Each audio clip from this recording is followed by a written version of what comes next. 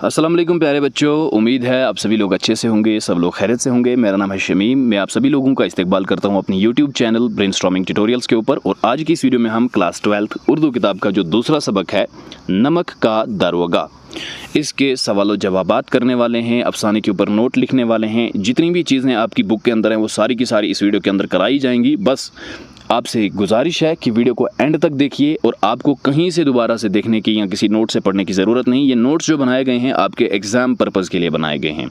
आप ये अगर एग्ज़ाम में लिख के आते हो ना 100% गारंटीड कि आपको पूरे के पूरे नंबर मिलने वाले हैं। और रिलेटेड नोट्स हैं, बाकी नोट्स आप देखिए कि कितना उनमें वहाँ से यहाँ, यहाँ से वहाँ जो अनरिलेटेड चीज़ें हैं वो लिख दी गई होती हैं।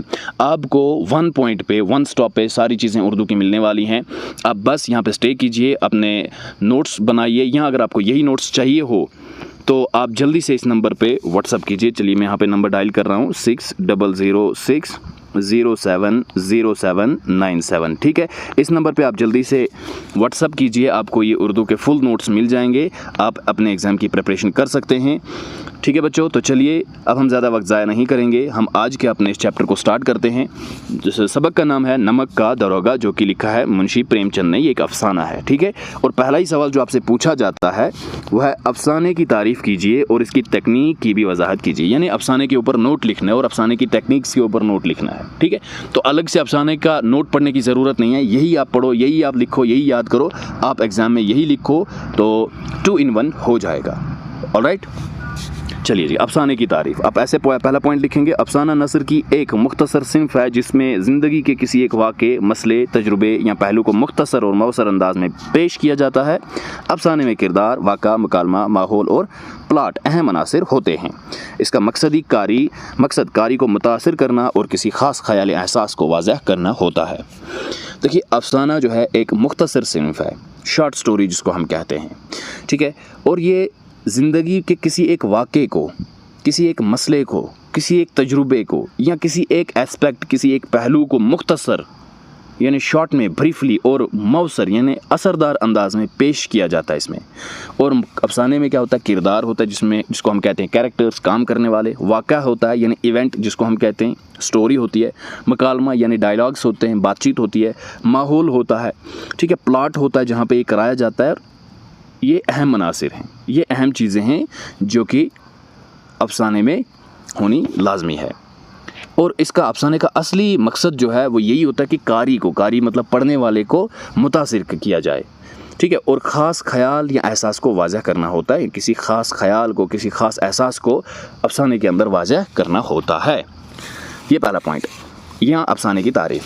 फिर दूसरा आप ऐसे लिखेंगे, अफसाने की तकनीक।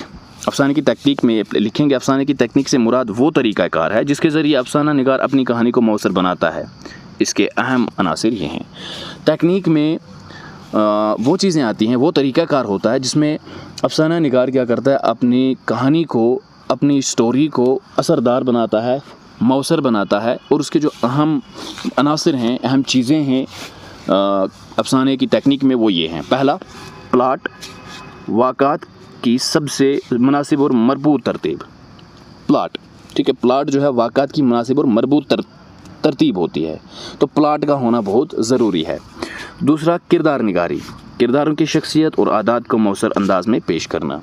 किरदारों की जो शख्सियत है, कैरेक्टर्स की जो पर्सनैलिटी है, आदात उनको असरदार अंदाज में पेश करना पड़ता है। फॉर एग्ज़ाम्पल, अगर किसी कैरेक्टर को डाकू का रोल दिया जाए तो वो डाकू का रोल उस तरह से करता है कि हमें लगता है कि ये डाकू ही है। फॉर एग्ज़ाम्पल, हम मूवीज़ देखा करते थे अमरीश पुरी साहब की, वो बहुत अच्छे इंसान थे, रियल लाइफ में पर्सनैलिटी उनकी अच्छी थी, लेकिन जब वो मूवीज़ में हम देखते थे तो उनको डाकू का रोल मिलता था और उस रोल को वो बढ़िया से निभाते थे, खूब से निभाते थे। ठीक है, तो लगता था हमें कि वो डाकू ही हैं। ऐसा नहीं कि हम किसी को डाकू का रोल दें और वो हीरो के रूप में आ जाए। ठीक है, तब वो एक इम्पैक्ट नहीं डाल पाएगा, असर नहीं कर पाएगा। तो इसी तरह से किरदार निगारी में ये चीज़ें देखनी ज़रूरी होती हैं। मकालमा, किरदारों के दरमियान गुफ्तगू के ज़रिए कहानी को आगे बढ़ाना। ठीक है, मकालमे का मतलब क्या होता है, किरदारों के ज़रिए जो बातचीत होती है, गुफ्तगू होती है, उससे कहानी आगे जो बढ़ती है वो मकालमा कहलाता है। ये भी एक अहम तकनीक है। मंजर निगारी, جگہ، ماحول اور حالات کی خوبصورت عکاسی. منظر نگاری مطلب جگہ سلیکٹ کرنا کہ کس جگہ پہ جا کے ہم شوٹ کریں یا کس جگہ پہ جا کے ہم کہانی لکھیں یا کس جگہ کو بیان کریں کہانی کے اندر. ٹھیک ہے، ماحول اور حالات کی خوبصورت عکاسی یہ منظر نگاری کہلاتی ہے. زبان و بیان، سادہ، مؤثر اور موضوع کے مطابق زبان کا استعمال. سادہ زبان، اثردار اور موضوع کے مطابق بات چیت، موضوع کے مطابق زبان و بیان، یہ بھی اہم ٹیکنیک ہے. ہٹ کے باتیں کریں گے یا ایکسپلین کریں گے چیزوں کو تو وہ زیادہ اثر انداز نہیں ہو سکتی. فار ایگزامپل میں ابھی اردو پڑھا رہا ہوں، میں اگر آپ کو میتھمیٹکس کی ایکویشن یہاں پہ دکھانی شروع کر دوں تو وہ آپ کے لیے ضروری تو ہے ہی نہیں، اور ساتھ میں ہی میرے لیے بھی وہ ایک نقصان دہ چیز ہے، کیونکہ آپ ویڈیو کو یہاں پہ چھوڑ کے چلے جاؤ گے. اب یہ سوچو گے نا کہ سر کیا پڑھانے لگ گیا. ٹھیک ہے، تو بیان اور زبان و بیان بھی ضروری ٹیکنیک ہے. نقطہ عروج، کہانی کا وہ اہم مقام جہاں دلچسپی سب سے زیادہ بڑھ جاتی ہے، یعنی ٹویسٹس جہاں پہ آتے ہیں، جہاں پہ ہم جیسے موویز میں دیکھتے ہیں انٹرمیشن ہوتا ہے، ٹویسٹ ہوتا ہے، نقطہ عروج کہتے ہیں، جہاں پہ دلچسپی بہت زیادہ بڑھ جاتی ہے. جیسے وہ پہلے ایپیسوڈز میں وہ آتی تھی ڈراماز، لاسٹ میں کیا ہوتا تھا، ایک ایسا واقعہ پیش آتا تھا کہ دیکھنے والا جو ہے ایک امپورٹنٹ کام چھوڑ کر وہ دیکھنے لگ جاتا تھا، پھر وہ وہیں پہ چھوڑ دیتے، بند کر دیتے ایپیسوڈ کو آگے، پھر اگلے دن ہم مجبور ہو جاتے تھے اس کو دیکھنے کے لیے. ٹھیک ہے، اس کو نقطہ عروج کہتے ہیں. کہانی میں بھی ایسا ہوتا ہے، تو یہ بھی ایک اہم ٹیکنیک ہے. اچھا، آخر میں اختتام، کہانی کو مناسب اور مؤثر انداز میں مکمل کرنا. ایک مناسب اور اثر انداز طریقے میں اس کو مکمل کیا جائے تاکہ اس کی میسیج بھی ڈیلیور ہو جائے. تو یہ افسانہ اور افسانے کی ٹیکنیکس ہیں. دوسرا سوال ہے، اردو افسانے کی تاریخ پر ایک نوٹ لکھیے. اردو افسانے کی جو تاریخ ہے اس پر نوٹ لکھنا ہے. اردو میں افسانے کا آغاز 20ویں صدی کے اوائل میں مغربی ادب کے اثر سے ہوا. اردو میں افسانے کا آغاز کب سے ہوا ہے؟ 20ویں صدی کے اوائل میں. اوائل مطلب سٹارٹنگ میں، ارلی 20th سینچری آپ اس کو کہہ سکتے ہو. مغربی ادب کے اثر سے ہوا. کہاں سے؟ افسانے میں مغربی ادب یعنی ویسٹرن جو لٹریچر ہے اس کے اثر سے ہوا ہے. اس کی تاریخ کو 4 اہم ادوار میں تقسیم کیا جاتا ہے، اور اس کی تاریخ کو 4 اہم ادواروں میں تقسیم کیا جاتا ہے، بانٹا جاتا ہے. دیکھیے، پہلا ابتدائی دور، اور یہ کہاں سے کہاں تک ہے؟ 1907 عیسوی سے لے کر 1932 عیسوی تک، یہ ابتدائی دور ہے. منشی پریم چند کو اردو افسانے کا بانی مانا جاتا ہے. اس دور کا یعنی ابتدائی دور کا منشی پریم چند جو ہے اردو افسانے کا بانی مانا جاتا ہے.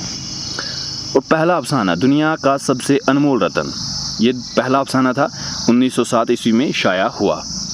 موضوعات میں دیہی زندگی، معاشرتی اصلاح اور حب الوطنی شامل تھے. اور موضوعات میں کیا کیا تھے؟ دیہی زندگی یعنی ولیج لائف ہم جس کو کہتے ہیں، معاشرتی اصلاح، کیسے معاشرے کی اصلاح کی جائے، معاشرے کو سدھارا جائے، اور حب الوطنی، اپنے وطن سے پیار، یہ ٹاپکس تھے. چلیے آگے بڑھتے ہیں. پھر ہے دوسرا پسند دور، ترقی پسند دور. دوسرا ترقی پسند دور 1934 سے آگے، 36 سے 1936 سے آگے. اس دور میں حقیقت پسندی کو فروغ ملا، یعنی اہمیت ملی. منٹو، کرشن چندر، عصمت چغتائی اور راجندر سنگھ بیدی اہم افسانہ نگار تھے. اس دور کے کچھ افسانہ نگار جیسے منٹو، کرشن چندر تھے، عصمت چغتائی، راجندر سنگھ بیدی، یہ اہم افسانہ نگار تھے. غربت، معاشرتی مسائل، عورت اور تقسیم ہند جیسے موضوعات نمایاں رہے، کیونکہ یہ دور ہی وہی تھا، یہ ٹائم ہی وہی تھا. اس میں غربت، معاشرتی مسائل، عورت، ٹھیک ہے، اور جو تقسیم ہوا تھا انڈیا پاکستان، یہ موضوعات اس دور کے افسانوں میں نمایاں ہوئے. ٹھیک ہے بچوں.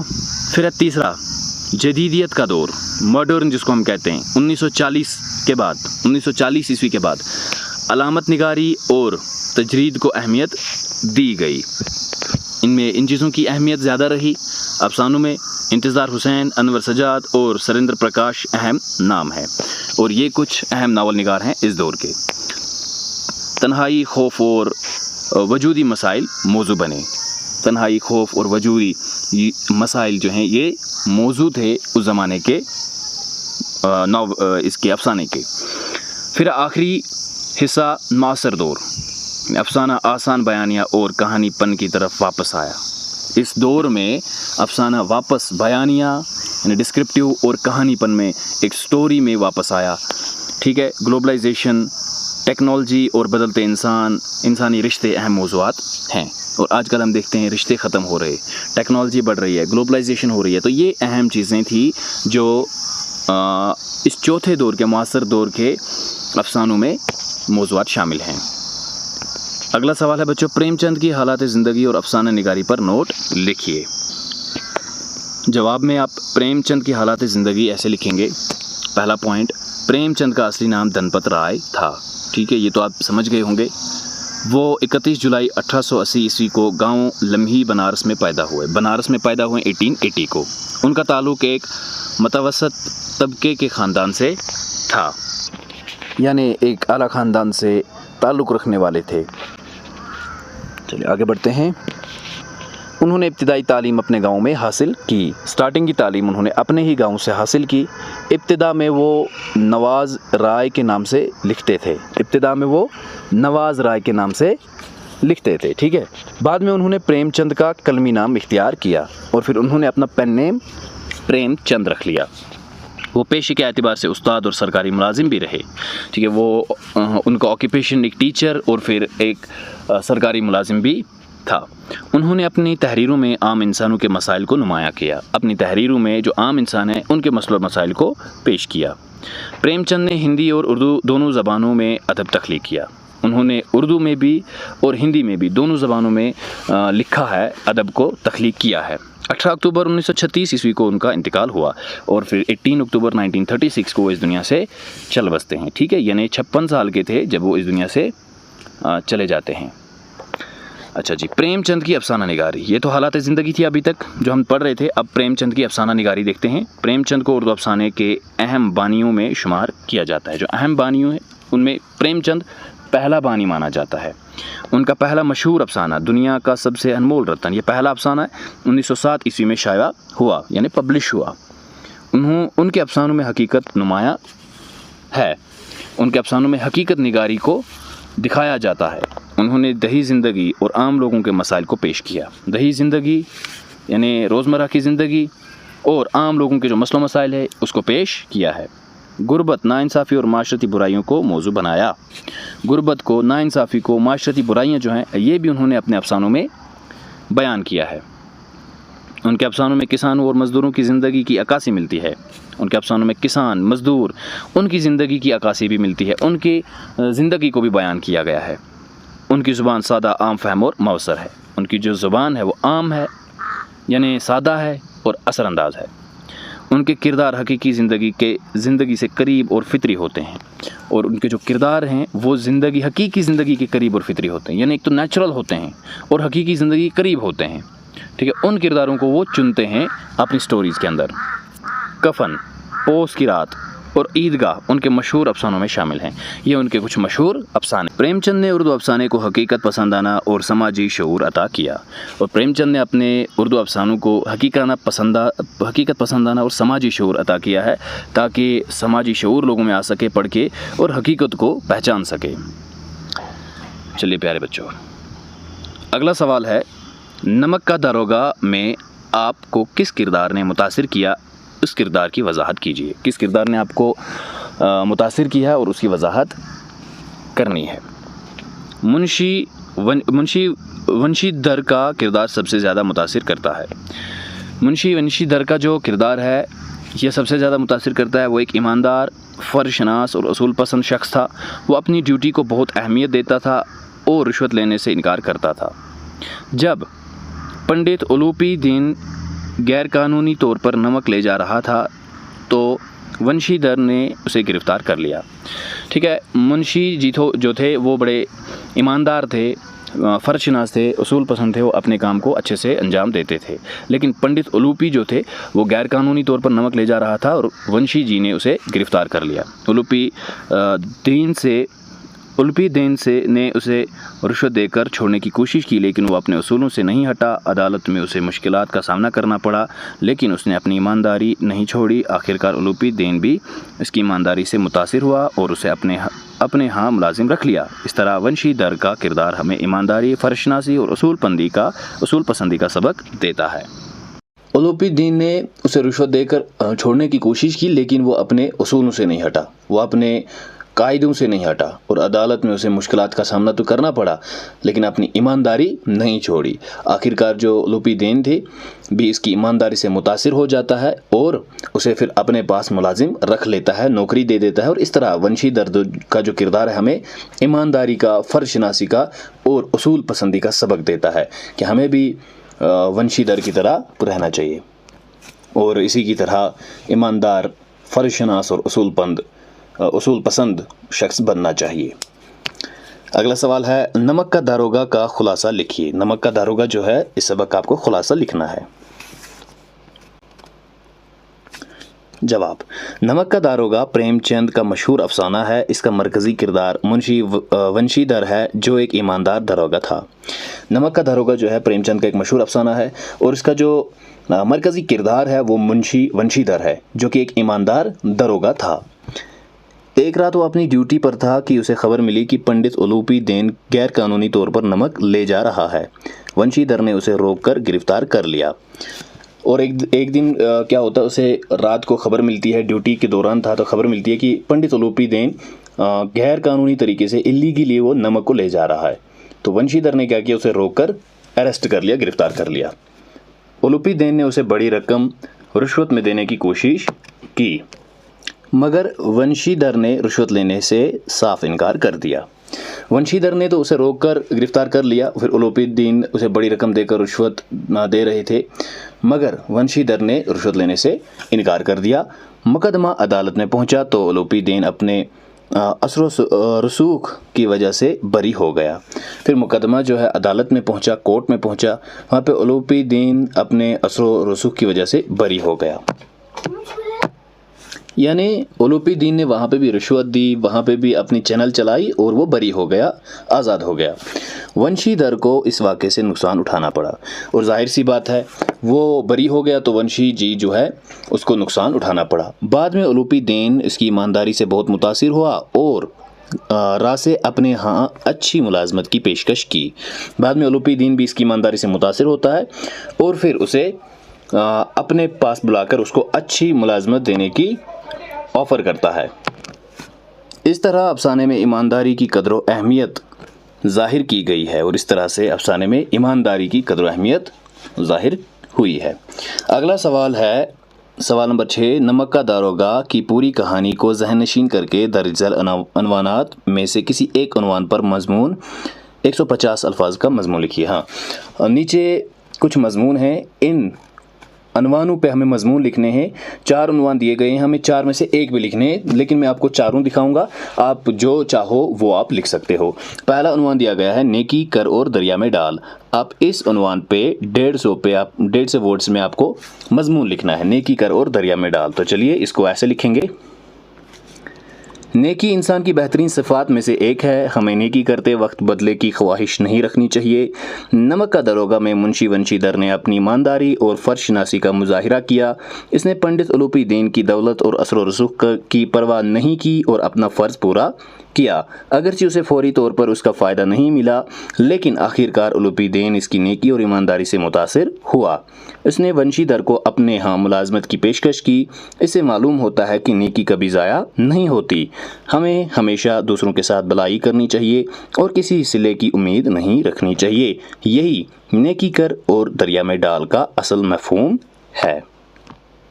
ٹھیک ہے اسٹوڈنٹس، اس کی میننگ تو آپ سمجھ گئے ہوں گے کیونکہ اوپر ہم آلریڈی ایک بار ایکسپلین کر چکے ہیں۔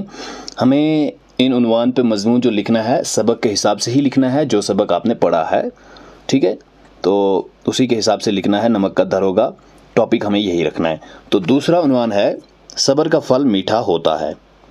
صبر انسان کو مشکلات پر قابو پانے کی طاقت دیتا ہے۔ نمک کا داروغہ میں منشی ونشی در نے مشکل حالات کے باوجود اپنے اصولوں کو نہیں چھوڑا۔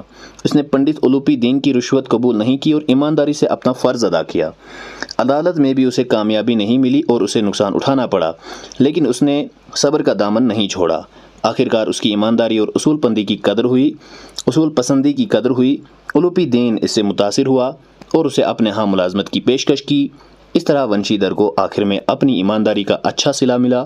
اس واقعے سے ہمیں سبق ملتا ہے کہ مشکلات میں صبر اور ثابت قدمی اختیار کرنی چاہیے، کیونکہ صبر کا پھل ہمیشہ میٹھا ہوتا ہے۔ یہ دوسرا عنوان اور اس پہ مضمون ہے۔ اب تیسرا عنوان دیکھیے، ایماندار ہمیشہ کامیاب ہوتا ہے۔ آپ کو چاروں میں سے کوئی ایک لکھنا ہے، بٹ میں آپ کو 4 کے چاروں دکھاؤں گا، پھر جو آپ کی مرضی ہے وہ آپ لکھ لیں، ٹھیک ہے بچوں؟ ایماندار ہمیشہ کامیاب ہوتا ہے۔ ایمانداری ایک عظیم انسانی صفت ہے۔ نمک کا داروغہ میں منشی ونشیدر اس کی بہترین مثال ہیں۔ وہ اپنے فرض کے ساتھ مخلص تھا اور کسی بھی قیمت پر رشوت لینے کے لیے تیار نہیں ہوا۔ پنڈت اولوپی دین نے اسے بہت زیادہ رقم دینے کی کوشش کی، لیکن ونشیدر نے اپنی ایمانداری کا سودا نہیں کیا۔ اگرچہ عدالت میں اولوپی دین اپنے اثر و رسوخ کی وجہ سے بچ گیا، لیکن آخرکار ونشیدر ہی اخلاقی طور پر کامیاب ہوا۔ اولوپی دین اس کی ایمانداری سے اتنا متاثر ہوا کہ اس نے اسے اپنے ہاں ملازمت کی پیشکش کی۔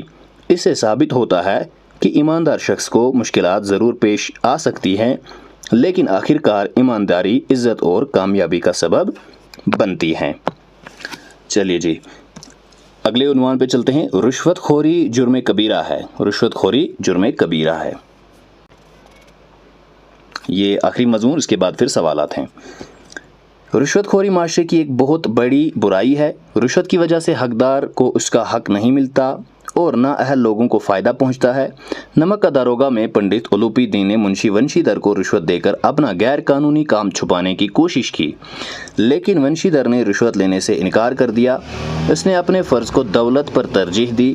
افسانہ ہمیں یہ سبق دیتا ہے کہ رشوت لینے اور دینے دونوں سے معاشرے میں بدعنوانی پھیلتی ہے۔ ہمیں اس برائی سے خود بھی بچنا چاہیے اور دوسروں کو بھی اس سے روکنا چاہیے۔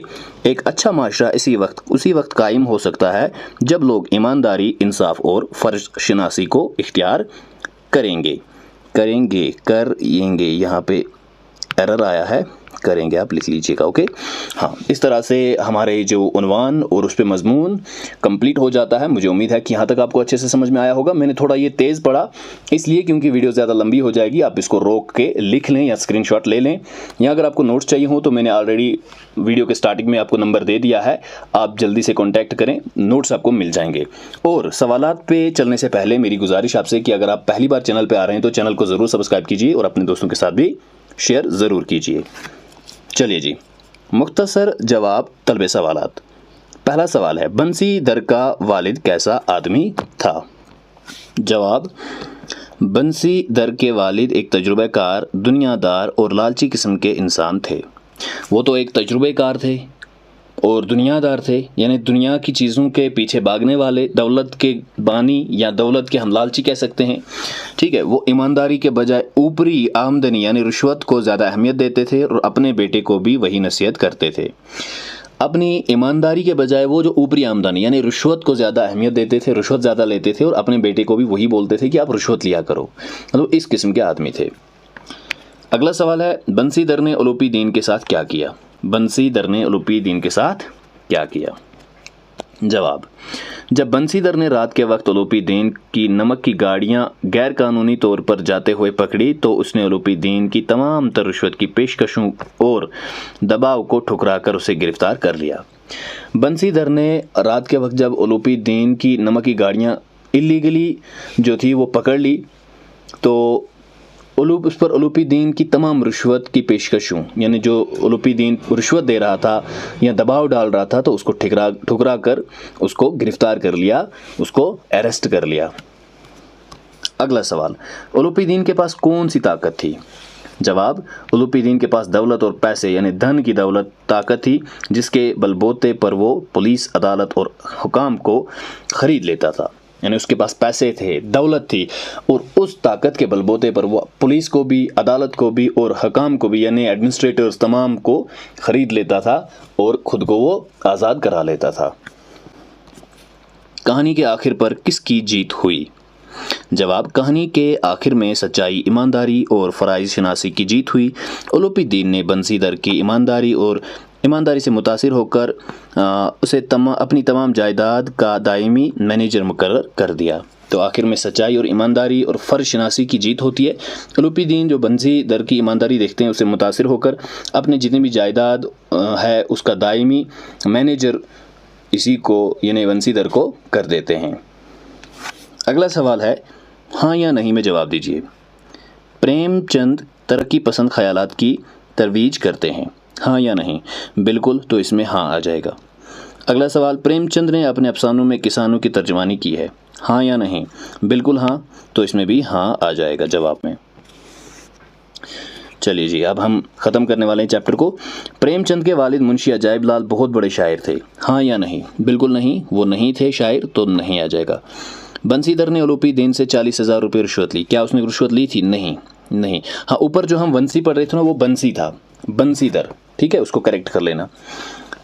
اولوپی دین بنسیدر کی ایمانداری سے مرعوب ہوا، ہاں یا نہیں؟ بالکل ہوا، تو یہاں پہ بھی ہاں آپ لکھ سکتے ہیں، ٹھیک ہے۔ اولوپی دین بنسیدر کی ایمانداری سے متاثر ہوا ہے، بالکل، تو ہاں اس کا جواب آپ لکھتے ہیں۔